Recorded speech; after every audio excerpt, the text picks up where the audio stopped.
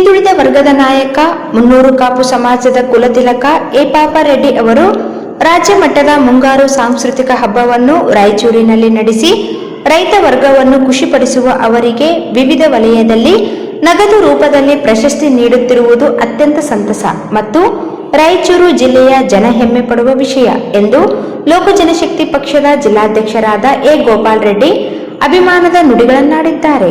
ಪಾಪಾರೆಡ್ಡಿ ಅವರು ರಾಯಚೂರು ಜಿಲ್ಲೆಯ ಘನತೆ ಗೌರವ ಎತ್ತಿ ಹಿಡಿಯುವ ಸಾಂಸ್ಕೃತಿಕ ದಿಗ್ಗಜ. ಕಳೆದ 24 ವರ್ಷಗಳಿಂದ ನಗರದಲ್ಲಿ ಮುಂಗಾರು ಸಾಂಸ್ಕೃತಿಕ ಹಬ್ಬ ನಡೆಸಿ ಮನೆ ಮಾತಾಗಿದ್ದಾರೆ.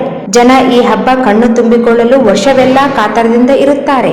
ವಿವಿಧ ಕಲೆಗಳ ಪ್ರದರ್ಶನ ನಡೆಸಿ ಕಲಾವಿದರಿಗೆ ಪ್ರೋತ್ಸಾಹಿಸುವುದರ ಜೊತೆಗೆ ನಗದು ಬಹುಮಾನ ಸಹ ಕೊಡುತ್ತಾರೆ. ದೇಶೀಯ ಕಲೆಗಳ ರಕ್ಷಕ ಅವರಾಗಿದ್ದಾರೆ. ಪಾಪಾರೆಡ್ಡಿ ಅವರ ಕೆಲಸ ಯಾವ ಸರ್ಕಾರವೂ ಮಾಡಲಾರದು ಎಂಬ ಮಾತು ಇಲ್ಲಿ ಹೇಳಬೇಕಾಗುತ್ತದೆ.